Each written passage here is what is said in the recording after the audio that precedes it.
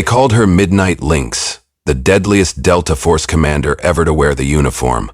Most people in Cold Creek, a small city nestled in America's heartland, had no clue their new neighbor, the quiet, unassuming black woman renting a modest one-bedroom, was once the top operative in a classified strike force. But then, a single phone call changed everything.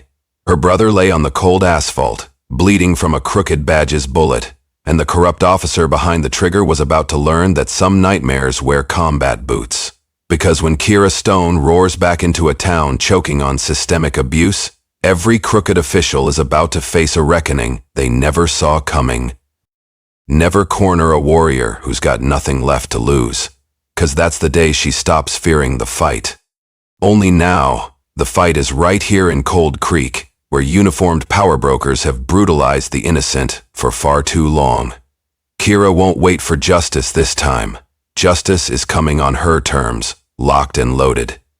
And when a Delta Force commander sets her sights on dismantling a conspiracy, all the backroom deals and underhanded threats in the world won't be enough to stop her. Because for these corrupt officers and the system that protects them, the worst night of their lives is just beginning. Before we go any further, I'd love to know where you're watching from, and if you enjoy stories of unstoppable courage, make sure you're subscribed. The bitter wind had teeth tonight, whipping through the empty streets of Cold Creek, as if trying to chase away the suffocating secrets embedded in every corner. Kira Stone parked her dusty sedan 2 blocks away from the narrow townhouse she was temporarily calling home. The glow of a lonely street lamp flickered overhead. She sat for a moment with the engine idling, her mind drifting between past missions and the future she never planned to have. At 32, Kiera had served more grueling deployments than most soldiers ever see. Deep ops raids in hostile deserts, nighttime infiltrations behind heavily guarded perimeters, extraction tasks so clandestine the official logs were wiped clean, but none of it compared to the raw tension churning through her now. Because all those tours abroad taught her how to fight an enemy in open combat. What she never learned was how to deal with this twisting sense of rage she felt in her own country, on her own streets, with the very people sworn to protect innocent lives turning into predators. She killed the engine, reached over, and grabbed her phone from the passenger seat. The missed call log flashed up. Zachary Stone, her older brother.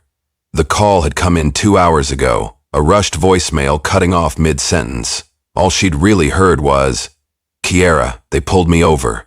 Said oh God, these cops." That was it. Something cold had lodged in her gut and never left.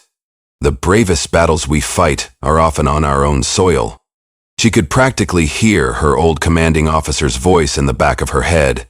The truth stung more than she cared to admit. For a soldier who thrived on control, knowing precisely where the threats lay, she felt blind here.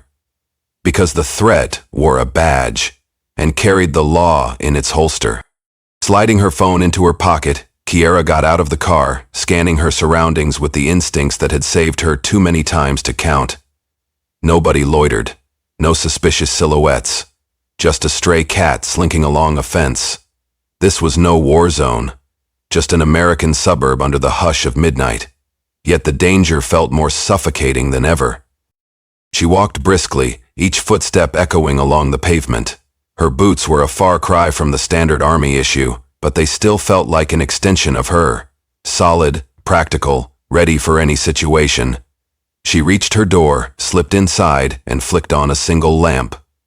A nondescript living room, minimal furniture, standard folding table doubling as a dining space. Every item she had could fit in one duffel bag. She'd perfected the skill of traveling light, staying invisible, because trusting people in the intelligence world could get you killed. The phone rang. She practically lunged for it, heart pounding. If it was Zach, but the caller ID read, "Private number." Kira inhaled, pressed accept, and brought the phone to her ear. "Hello?" A hush on the other end, then a quivering voice. "Miss Stone, you don't know me, but I got your number from your brother's phone." Her breath caught. "Where is he?" A shaky exhale. "He's at County General. 2 officers took him last night. He's got a bullet wound in his leg, bruised ribs, a concussion. They said he resisted arrest, but, Ms. Stone, I was there. He didn't. They just wouldn't listen. The voice belonged to a young woman, obviously terrified. Kira's teeth clenched as she tried to keep her composure. And your name? Rena Harris. We were at a diner. He gave me your number when everything started going bad. Told me to call if things escalated. A swirl of panic battered Kiera's chest. Zach must have sensed something was off. Are you safe? She asked, voice taut. I think so. I gave a statement at the precinct, but they brushed me off, kept saying I was confused, that I must have misunderstood. But I saw the officers slam him against his truck. He was showing them his ID. They didn't care. It was like they were waiting for the slightest excuse to use force. Tendrils of old anger crept up Kira's spine, coiling in her fists. She swallowed, forcing composure. Thank you for calling me, Rena. Please, stay low for now. If you can, text me everything you remember. Times, descriptions, badge numbers, any detail. Rena's breath shuddered through the speaker. Yes, okay, I'll do that. Oh. Ms. Stone? Yes. Zach, he said you'd know what to do. The woman paused, guilt straining her tone. I'm sorry, I had to let you know. I can't believe this is happening. Kira forced a calm she didn't feel. You did the right thing, she said, and ended the call. For a moment she just stood there, the phone still in her grip. The rhythmic pounding in her ears reminded her of mortar blasts she'd survived overseas. She inhaled, exhaled, tried to quell the adrenaline surging through her. Zach, her big brother, the one who taught her how to throw a baseball, the one who stuck up for her when she got teased in high school, the one who never let her quit. He survived Afghanistan too, though not as a soldier. He'd been a war zone contractor, defusing bombs for a private outfit, lived to tell the tale, only to come home and be shot by cops. Her jaw clenched so tightly it hurt.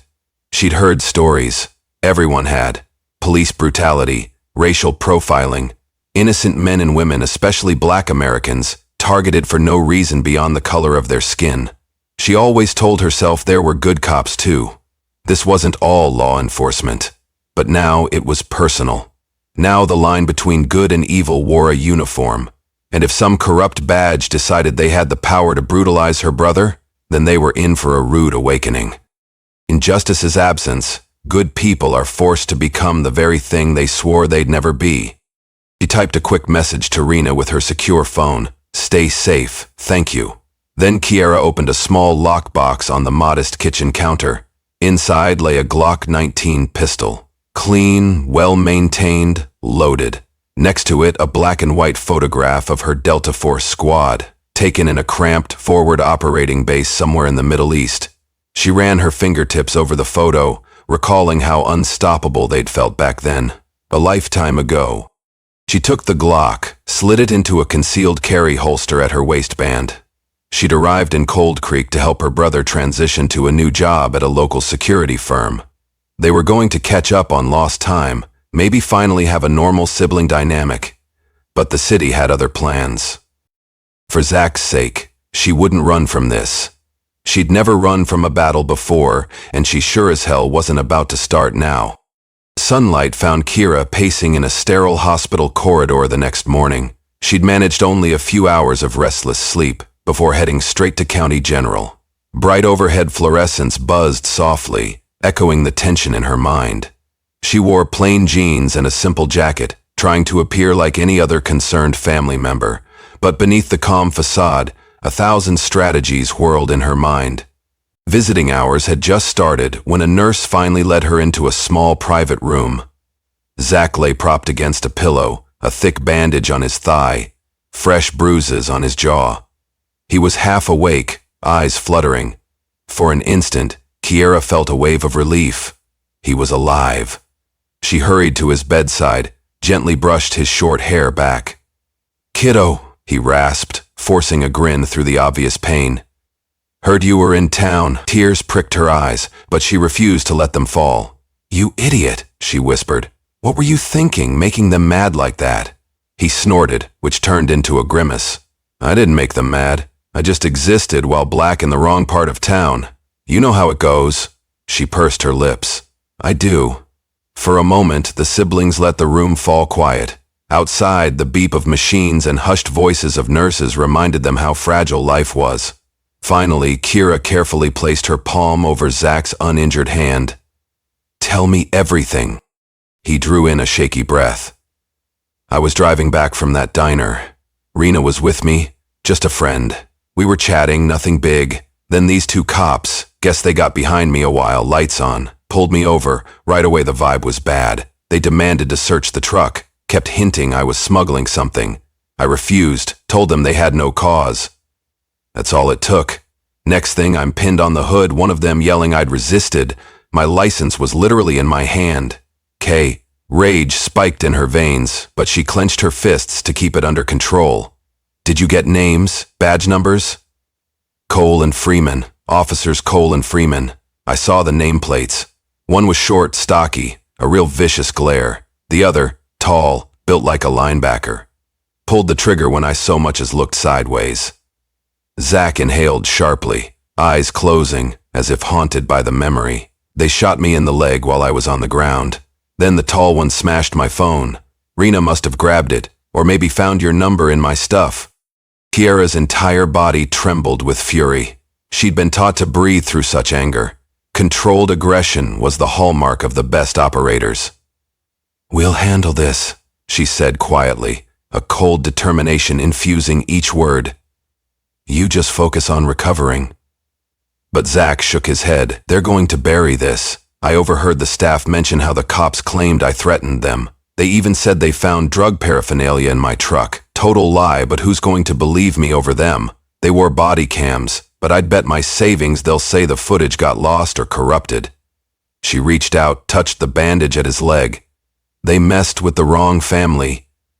Zach's eyes shone with a gratitude that nearly broke her heart. Be careful, Key. Cold Creek PD has a nasty reputation. People vanish in jail. Complaints don't get filed. The mayor turns a blind eye. It's all one big racket. If you dig too deep, you might end up... He didn't finish. She squeezed his hand. I've been in deeper holes than these thugs can dig. Her voice was steel. They want a war. They'll get one. An hour later, Kira found herself outside Cold Creek's modest police station. A squat brick building with a row of patrol cars out front. The station gave off an air of outdated normalcy. Nothing suggested the rot she sensed beneath the surface. She was here for one reason, to see how far this corruption spread and whether any honest cops remained. If there were none, she'd do what she always did, adapt, improvise, and overcome. Sometimes you have to walk into the lion's den to see if the beast is real or just a myth people are too scared to challenge. She stepped inside. A bored-looking desk sergeant regarded her with mild annoyance. Help you? She feigned a courteous smile, the same smile she'd once used to charm local militias during peace talks. I'm looking for information on an incident that happened last night. My brother, Zachary Stone, was... Ma'am, you got a lawyer? The sergeant interrupted, arching an eyebrow. Because if this is about the Stone case, all inquiries go through official channels. So it was the Stone case already. She forced her tone to remain polite. He was shot by your officers without cause. I'd like to know who's handling the investigation. The sergeant's mouth twitched into something that wasn't quite a grin. We're not at liberty to discuss. If your brother threatened an officer, he did not. Kiara's voice sharpened. I want the name of the investigating detective. The sergeant's eyes flicked over her posture, apparently noticing how she stood with military precision, shoulders squared. She saw the condescension creeping in. Detective Jameson is in charge, but he's not seeing visitors. You'll have to wait until... The door at the far side of the reception area swung open, and out stepped a tall black man in plain clothes. He wore a badge clipped to his belt, and had an expression that suggested he'd heard the tail end of their conversation. Sergeant, he said in a warning tone, then gave Kira a nod. I'm Jameson. You have a concern about your brother's shooting. Kira forced herself not to exhale in relief. Another black officer in a presumably corrupted department. Did that make him an ally or a bigger threat? Yes, detective, thank you. May I have a moment? He gestured toward a small side room. Let's talk in here. Before the sergeant could protest, Jameson led her away from the front desk. The room was basically a glorified closet with a table and 2 chairs, probably used for quick interviews. Ha! Jameson closed the door, folded his arms. I've seen a preliminary file on your brother's case. They claim he resisted a lawful stop and brandished a weapon. That's how they're spinning the gunshot. She almost spat. He brandished a wallet, if that counts. Jameson nodded slowly, a fleeting grimace crossing his face. Word around the station is that Stone's basically pinned for assault, resisting, possible narcotics, the usual pile-up. They do this often. Kira eyed him. So, you're not part of that. He met her gaze, unflinching. I became a detective to actually help people. Hard to do that with some of the folks upstairs pulling strings. If your brother's telling the truth, we need proof. Body cam video, eyewitness statements, something to cut through the official story. Otherwise, I can't do much. She swallowed her frustration. They'll bury the footage. They'll bribe or threaten witnesses. Look, detective, my brother's a war veteran. He's never had a criminal record in his life. This is insane. Jameson leaned forward, tone hushed. Trust me, I know how it goes. I've tried exposing them for months, but the chain of command is tight. The captain's in on it, the mayor's conveniently blind, and officers Cole and Freeman are among the worst. They have a track record of violent stops, especially targeting black folks, and the complaints vanish. Kira's blood boiled. So you do know. Then help me, help him. A haunted flicker passed across Jameson's eyes. You want me to risk my job, my life, to go against half the department? She stepped closer, the heat of her anger making her chest tight. I want you to remember why you pinned that badge on in the first place. Isn't that worth risking something? Jameson's jaw flexed. Leave me a contact number. I'll see what I can do. It wasn't a full commitment, but it was more than she'd gotten from anyone else here. She scribbled a burner phone number on a scrap of paper, pressed it into his hand. Call me the second you hear anything, or if you find that footage. He tucked the note away, then paused. Ma'am, a word of advice. You go after them directly. They'll come down on you with everything they've got. This precinct doesn't lose. Not because they're good at policing, but because they're experts at covering their own. She offered a thin, cold smile. I've faced bigger armies. And with that she walked out, each step echoing with the vow that these uniformed bullies would not get away with shooting her brother, not on her watch. Night smothered the city again, an inky black sky cut by the occasional street lamp. Kiara's pulse hammered as she slipped down a narrow alley behind an aging row of houses. She wore dark jeans, a black hoodie, and gloves. No reflection, no identifying marks. She'd turned off every location service on her phone, used a scrambled SIM card. She was done waiting for some detective to maybe do the right thing. Time to gather evidence on her own. She had a name, Officer Daniel Cole, short, stocky, sadistic grin. He lived in a small brick house on Magnolia Street. According to a quick public records search, he'd been with Cold Creek PD for 7 years and had more than a dozen complaints filed against him, all unsubstantiated. Kiara crouched behind a battered fence that bordered Cole's backyard. A single floodlight illuminated the back porch, but the side windows remained dark. Good. If luck held, he might still be out patrolling or drinking at some bar with his buddies. She needed to slip in, see if he kept any trophies or incriminating records at home. Too many dirty cops got cocky, storing evidence or mementos of their conquests. Pride often leads to stupidity, and stupidity leads to a trail of breadcrumbs. She scaled the fence with feline grace, landing on the damp grass. Her breath came slow and measured. She could do this in her sleep. Stealth infiltration was second nature. She skirted around the floodlight's cone, inching toward a side window. Locked, naturally. She withdrew a small pick set from her jacket pocket. If she was lucky, the latch was cheap. A minute later, the window slid upward with minimal noise. She carefully slipped through into a darkened living room. The faint odor of stale beer and sweat clung to the air. A large TV dominated one wall, sports memorabilia strewn about. She flicked on a tiny flashlight with a red filter so she could see without drawing too much attention. Soft footsteps across the carpet. She scanned the area. Old newspapers, an ashtray overflowing with cigarette butts, a dusty mantle with a few photos, Cole with other uniformed cops, thumbs up after what looked like some drug bust.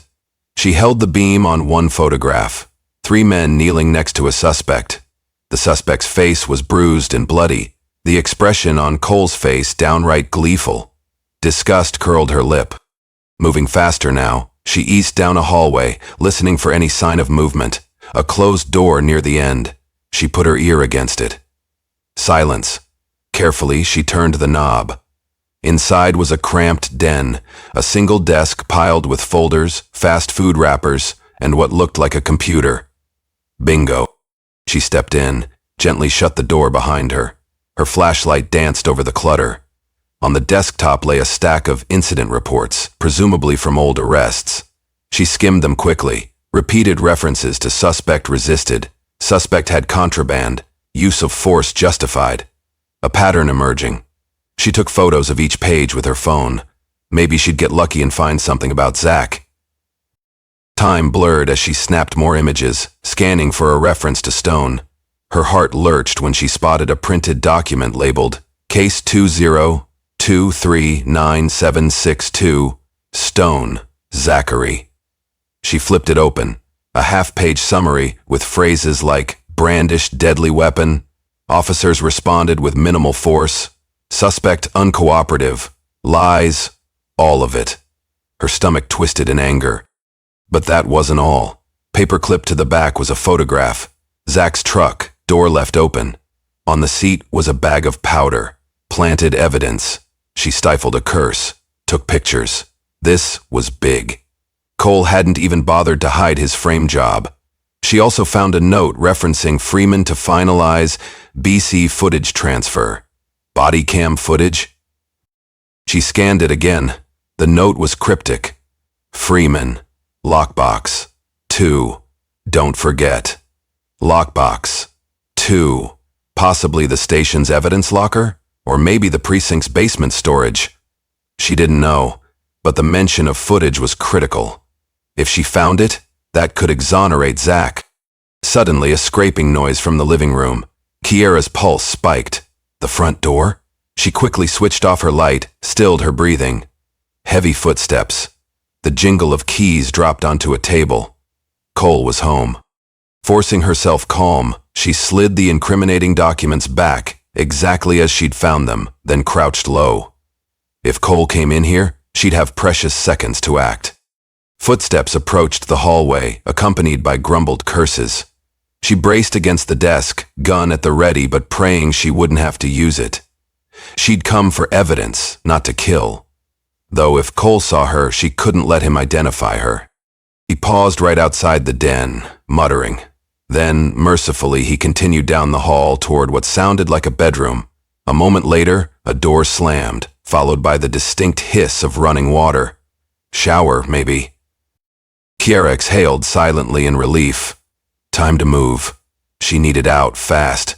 She eased back into the hallway, hugging the wall. The shower's rhythmic rush told her Cole was likely in the bathroom. Slipping past the closed door, she made her way to the living room window she'd entered. She crawled through, heart hammering. Then, with the grace of a cat, she lowered the pane behind her, hopped the fence again, and vanished into the night. As she jogged to her car parked 2 blocks away, her mind spun with the documents she'd found. If she could figure out where Lockbox 2 was, that body cam footage might be the key to blowing this conspiracy open. But the clock was ticking. Cole might notice something amiss and suspect an intruder. She had to move fast. One thing was clear. These cops were dirty to the core, and they'd picked the wrong target when they shot her brother. In the days that followed, Kiera laid low, carefully piecing together each clue. She stashed the photos she'd taken on multiple encrypted drives, emailed them to a secure address in case her phone got confiscated. Through Rena who, texted from a new phone, no doubt fearful, she learned that other potential witnesses to Zach's shooting had been intimidated or bought off. Friedman and Cole apparently roamed the neighborhoods, ensuring no one spoke out. Meanwhile, Detective Jameson had gone silent. No updates, no calls. She prayed he was just being cautious rather than complicit. But she couldn't rely on prayers. She needed that body cam footage. Late on a rainy afternoon, she made her move on the precinct. Clad in business attire, hair in a neat bun, she stepped inside the building with a confidence that suggested she belonged there. She'd memorized the layout from every vantage she could find. Old floor plans, online glimpses. The evidence storage rooms were presumably in a locked basement area. She had a hunch that's where lockbox 2 might be. In infiltration, sometimes boldness can hide you better than stealth. The trick is to act like you own the place. She approached a side corridor, past a half-asleep officer at a security desk. She offered a curt nod and continued as though on official business. The officer didn't question her. Her posture said, "I'm authorized." She found a stairwell leading down, signage reading, "Restricted access, evidence and records." Perfect. Down she went, each step echoing. At the bottom, a heavy metal door with a keypad. She'd planned for this, having gleaned from a chatty clerk earlier that the default passcode for day shift was often the same 4 digits, 2468. She typed it in. Bingo. A click. She slipped inside. Rows of chain-link storage cages, each locked, filled the space. Shelves loaded with boxes labeled by case number. A single overhead bulb flickered ominously. Kiera scanned the area. Nobody around. She moved quickly, searching for any sign of lockbox 2. Each cage had a small metal plate. Lockbox 2 was near the back corner, behind a half-rusted filing cabinet. The door was secured with a thick padlock. She pulled out a universal lockpick. A skilled flick of her wrist, and it popped open in under a minute. Adrenaline surged, but she kept calm. Inside sat a heavy chest. She opened it to find a series of digital storage drives, some labeled, some blank. Body cam backups? She rummaged through them. One label caught her eye. C. Cole, 2023-9762. The stone case. Her heart lurched. This was it. She yanked out the drive, shoved it into her shoulder bag. Then a faint noise made her freeze. Footsteps upstairs. She quickly relocked the chest, secured the cage, and hurried behind a row of crates. 2 voices entered the basement, boots tapping on concrete. Her pulse thundered as she recognized one. Cole, I'm telling you, man, I need that footage destroyed. Captain says we can't risk it. Too many eyes. The other voice, deeper, Friedman. Chill. I was just about to wipe it. Then we can say the device malfunctioned. Let's do it quick before anyone else sees. Kira's stomach twisted. If they realized the drive was gone. They rounded the corner, scanning the cages. Friedman pulled out a ring of keys. Let's hurry. I don't like going behind the captain's back, especially with that detective sniffing around. Jamison's all bark. Cole sneered. He won't do squat. That piece of trash Stone sister, though. She's ex-military. Heard she's got a record with Delta. That's bad news. Friedman shrugged. Whatever. She can't touch us if we cover our tracks. Kira swallowed a dark chuckle. They had no idea how close she was right now, listening to them sign their own doom. She pressed herself flat, making sure not to breathe too loud. The pair advanced toward lockbox. 2. Cole inserted a key, yanked the padlock open. What the hell? Kira ducked, heart hammering. Did they notice a scratch or shift from her picking the lock? Friedman rattled the chest open. It's still locked. Let's just get the drive. Wait, where is it? Where is it? Cole cursed loudly, rummaging through the chest. It's gone. The stone footage is missing. You said you kept it here, you idiot. Friedman's tone spiked in panic. I did. I locked it myself. Shit. You think Jameson snagged it? Or that sister?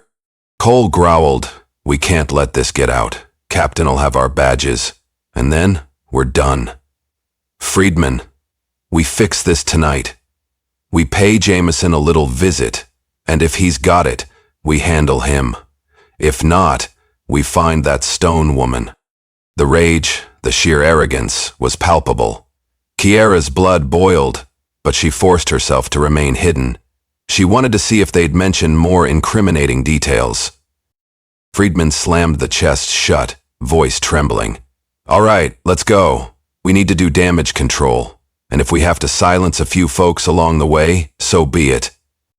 Cole's reply was a low hiss. I've silenced plenty. One more won't hurt. Kiera waited until their footsteps receded, then held her breath another 30 seconds just to be sure. She'd heard enough. She crept back to the door, keyed out, and ascended the steps in measured silence. No one lingered in the corridor. She slipped through the building like a shadow, adrenaline fueling every step. The second she exited, cold air hit her face, and she exhaled relief. When cornered, corruption lashes out. Now they're desperate and dangerous. She had the footage, and that meant real proof of the truth. Friedman and Cole might soon come gunning for Jameson. She needed to warn him. But first, she had to see the contents of that body cam. She prayed it showed enough to bury these bastards. Kiera paced in her small living room, the digital storage drive plugged into her laptop. She chewed her thumbnail, an old habit, while the file loaded. Her heart pounded like it did before a mission. Finally, a video window opened. The timestamp matched the night Zach was shot. The body cam began with Friedman leaning against a patrol car, camera angled downward. Cole's voice barked from off-screen. We got a black truck turning onto Cedar. Might be that suspect from the diner call. Friedman's grunt indicated he was along for the ride. They pulled Zach over. The video wobbled as Friedman approached. His voice, driver's black male, mid-30s, possible occupant female. That must be Rena. Friedman demanded IDs. Zach complied, sounding calm yet wary, telling them he was heading home. Cole stepped up, insisted on searching the truck. Zach refused, politely but firmly. Then Friedman's voice hissed, "Stop resisting." But the footage clearly showed Zach standing still, wallet in hand. Cole yanked him out, slamming him onto the hood. Friedman's voice turned triumphant. "There we go. You want to play tough? Let's see how tough you are." Zach's pleas spilled from the laptop speakers. Kira's throat constricted. The video captured him pinned, not fighting, just pinned. Then the muzzle flash. Friedman fired into Zach's leg at point-blank range while Cole shouted, "He's got a weapon!" A blatant lie. Zach collapsed with a howl of pain. The camera shook as Friedman planted a small bag on the seat of Zach's truck, muttering, "Now we got probable cause." Kira's eyes stung. She watched Cole then smash Zach's phone. Rena's frantic screams echoed in the background. Friedman turned the camera away momentarily, and by the time it swung back, Zach was sprawled, blood soaking the pavement. Cole sneered, "We'll write it up as self-defense." The footage ended abruptly. Kiera stared at the paused frame, tears burning her eyes. The proof was right there, no resisting, an outright execution of justice by crooked cops. She swallowed the bile in her throat and forced her mind into action. This video could blow it all open, but I need to get it to the right people. Local news? The mayor was worthless. Maybe an attorney or the FBI? She had connections from her service days, people who owed her favors. But that would take time. Friedman and Cole, in the meantime, were clearly on the warpath. She grabbed her phone, dialed the number she'd gotten from Jameson. Voicemail. "Detective, it's Stone. I have the body cam footage. They're onto you. Watch your back. Call me." She hung up. 1,000 thoughts collided. She needed a safe place to stash multiple copies, so even if Friedman and Cole took one, others would remain. She started uploading the file to a secure online server. Her mind jumped to Zach, still in the hospital, unguarded. Her chest tightened. If Friedman and Cole realized the footage was out, they might do something worse to silence him. She typed a rapid text to a friend from her Delta days who now worked as private security in a nearby city. "Possible job. Need a guard on my brother in County Gen. Danger. We'll pay. She hammered send, hoping he'd respond quickly. Her phone buzzed with an incoming message. Jameson. She opened it. Meet me at Bronson's garage, midnight. Come alone. Cryptic, could be a trap. But she didn't have a better lead. She typed back, understood. Then she prepared. When you wage war on a corrupt system, never expect clean battles. She gathered her Glock, extra mags, and a bulletproof vest. If Friedman and Cole tried to ambush her, she'd be ready. She also made sure the video was on multiple encrypted USBs. She'd bring one with her for Jameson. But the question loomed. Could she truly trust him? Midnight came draped in storm clouds. Thunder rumbled distantly. Bronson's garage was a run-down auto repair shop on the outskirts of Cold Creek, closed at this hour, chain-link fence half-rusted. Kira parked a block away, approached on foot. A single flickering lamp bathed the front of the garage in pale light. She saw a lone figure by a battered sedan. Detective Jamison wore a hooded jacket, shoulders tense, one hand stuffed in a pocket, possibly gripping a weapon. Kira's instincts flared, but she pressed forward carefully. He caught sight of her, gave a curt nod. Glad you came. She maintained a safe distance. You texted me. Why here? He exhaled, scanning the area. I can't talk in the station. Walls have ears. Friedman and Cole suspect I've been snooping. The captain's pushing me to drop all inquiries about your brother's shooting. I've been pulled off the case. Officially, it's closed. Her pulse kicked up. Closed? My brother's lying in the hospital with a bullet hole in his leg, and they're sweeping it under the rug? A thunderclap interrupted. Jameson's expression was grim. It's what they do. Look, I've tried to gather evidence, but everything vanishes. I can't do this alone. You have anything I can use? Kira stared at him, searching his gaze for deception. She reached into her jacket, pulled out a USB. I have the body cam footage. Friedman shot my brother in cold blood. It's all on there. Planted evidence. Everything. His eyes widened. Holy, seriously? She nodded, and for the first time a flicker of hope sparked in him. If we release this publicly, they can't hide. The question is how. Jamison's voice trembled slightly. We have a local news station that's not entirely in the mayor's pocket, but they might cave to intimidation. The state attorney general's office could step in, or the FBI, but the second we go public, Friedman and Cole will retaliate. They'll come after me, you, maybe your brother. Her chest tightened. I have to protect Zach. I already put a friend to guard him, but that might not be enough. If Friedman or Cole show up at the hospital with official badges, who's going to stop them? Jameson rubbed his temples. We need more cops on our side, or outside intervention. If I show this to certain people, maybe... Headlights swept across them, cutting him short. A vehicle roared into the lot, tires skidding on gravel. Kira's reflexes screamed as she darted behind the sedan. Jameson likewise ducking. The new arrival's headlights pinned them in a glare. A door slammed. A voice rang out. Detective, you in bed with that stone broad now? Cole. Kira recognized the sneer. Another slam. Friedman, presumably. She cursed under her breath. They'd tracked them here. Possibly Jameson was followed. Jameson hissed. We can't take them both in a firefight. They'll claim self-defense. We should... Kira's fury roiled. She clenched her Glock. They pulled guns on my brother. They want to fight? Let's see how it goes. Before Jamison could protest, Friedman's voice echoed. We know you got the footage, you piece of shit. Hand it over. We'll pretend we never saw you two. Kiera rose half a foot, eyes scanning the darkness. She spotted Friedman near the open passenger door, Cole flanking the other side. Each likely had a sidearm drawn. The tension crackled like static in the humid night air. Come out nice and slow, Cole taunted, or we'll ventilate that car you're hiding behind.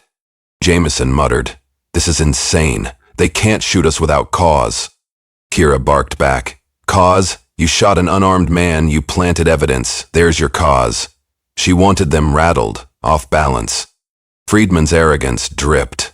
We did what we had to. That's the perk of wearing the badge. Now, I suggest you hand over that USB, detective, or I'll fill out your obituary. Let's end this before it gets messy. Thunder boomed again, closer. Rain began to drizzle. Kira gave Jameson a look. We're not giving up. He nodded, beads of sweat on his brow. She quietly slipped the USB into his jacket pocket. If everything went south, maybe he could at least escape with it. She fired a single shot into the air, a warning. Friedman and Cole ducked behind their car doors, cursing. That gave Jameson time to scramble for better cover. The gunfight was on. Lightning flashed, illuminating Friedman leaning over the hood to return fire. Bullets pinged off the sedan. Kiera and Jameson ducked. She gestured for him to circle around while she popped off a round. Friedman yelped, flattening himself. Cole let out a furious roar, unleashing a volley that shattered the sedan's windows. In the chaos, the advantage goes to the one who thrives on it.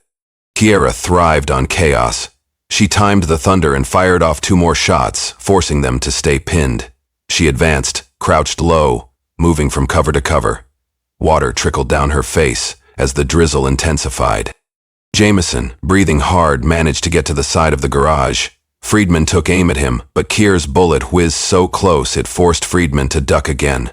The muzzle flashes lit the night in staccato bursts, like a violent dance of shadows. Cole yelled, "Screw it! We'll say they resisted. Kill them both."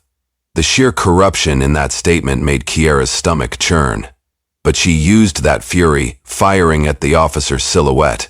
The shot clipped the top of his car door. He hissed, frustration mounting.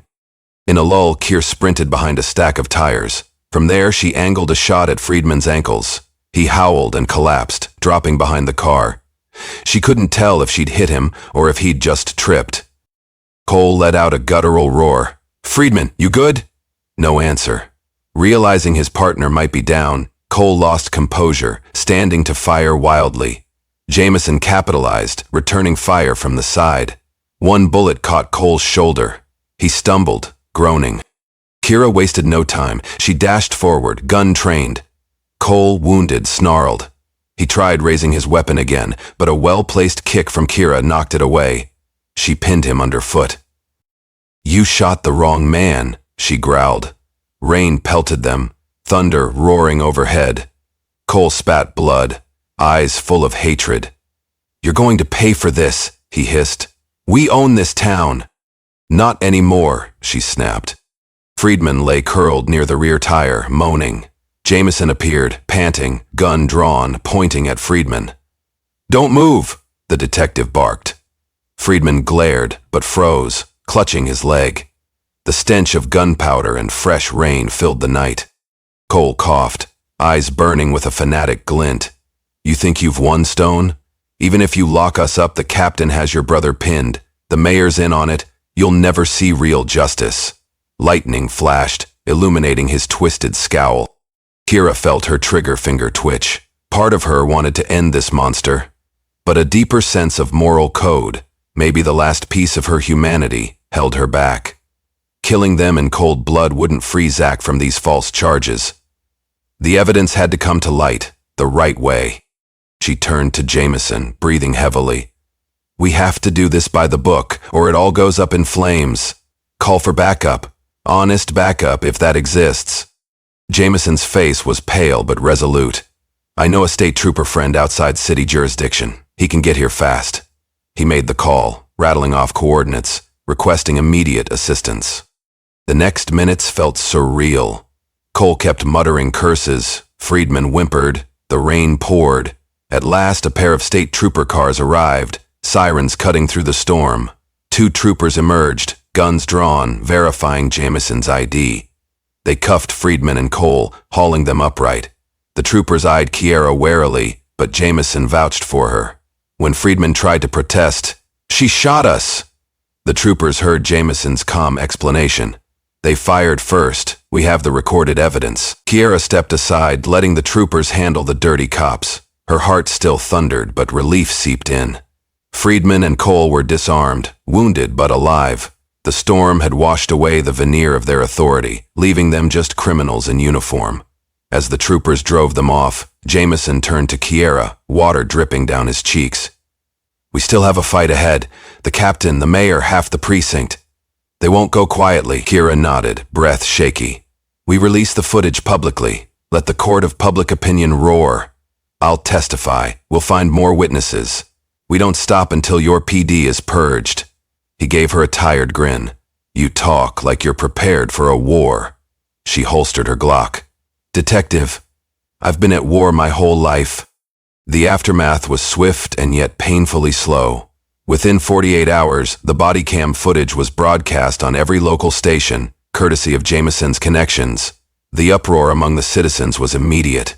Protests erupted outside City Hall, demanding justice for Zach Stone and every other victim who had been silenced.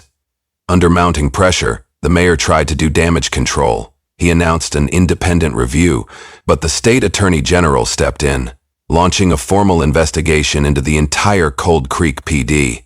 Friedman and Cole, each facing charges ranging from assault to attempted murder, were denied bail. Cole's lawyer resigned within a day after seeing the footage.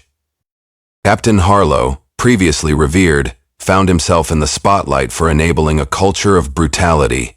He gave a press conference, voice shaking with contrived remorse.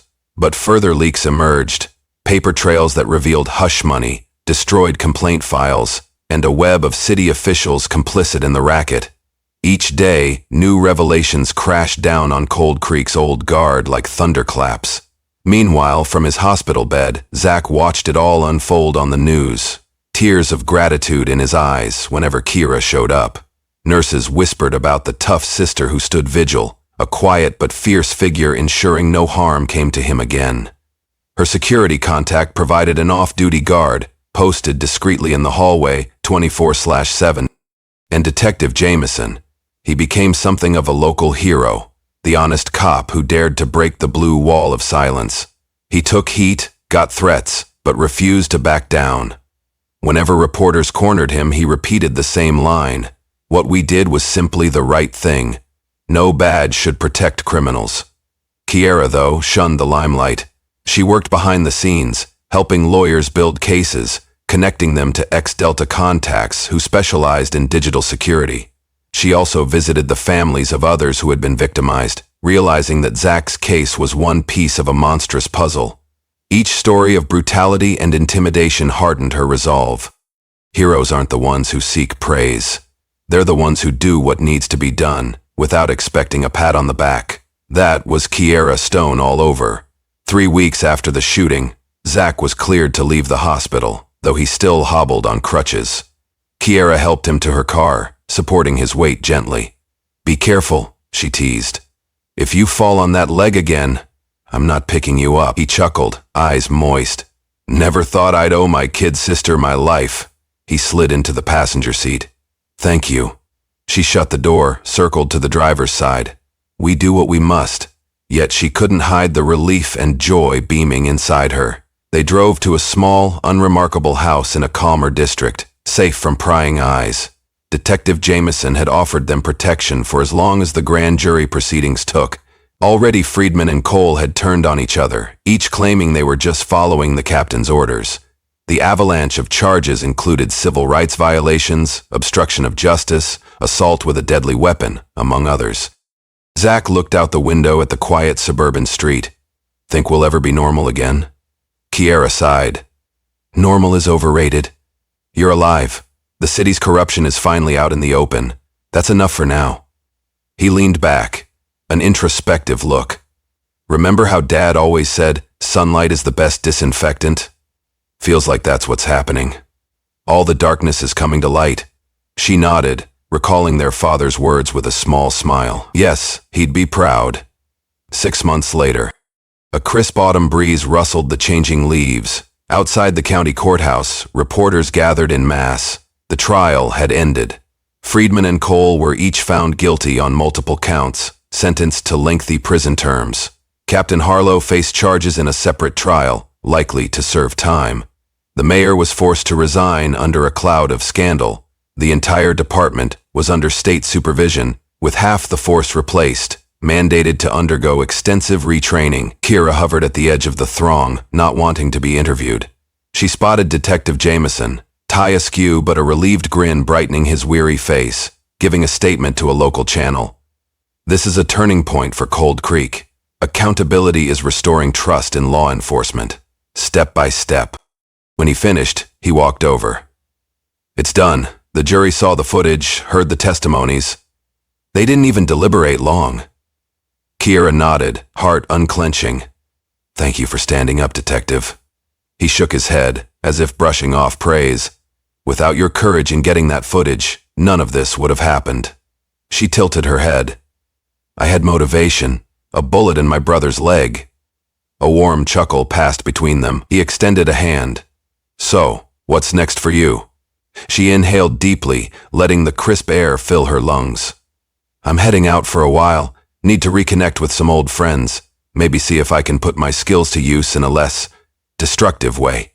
He nodded, eyes understanding. If you ever come back, this city could use more people like you. A half smile tugged at her lips. I'll keep in touch, Jameson. Watch yourself. A few weeds might still be lurking in the department. He gave a solemn nod. Believe me, I know. But we'll keep uprooting them. Across the street, Zach waited, leaning against a vehicle with a single crutch, his leg healing steadily. Kiera parted from Jameson with a brief handshake, then crossed to her brother. Zach gave her a lopsided grin. You sure you want to go so soon? We just started clearing the air. She shrugged lightly. Delta Force habit. I'm used to being on the move. But I'll be back. We have unfinished sibling business.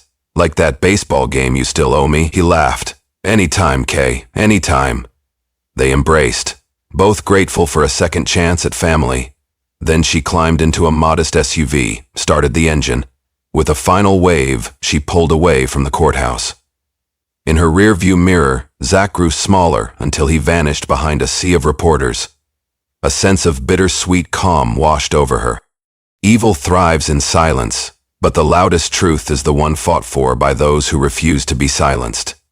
She had refused, and in doing so she'd made sure her brother's life mattered more than just another statistic. Friedman and Cole would rot behind bars. The city's corruption was being dismantled. A new dawn rose for Cold Creek, thanks to the unstoppable will of a sister who wouldn't stand idle while injustice bared its teeth. In the aftermath of any storm, we find lessons in the wreckage left behind. For Kiera Stone, the deepest lesson lay in the price of moral conviction.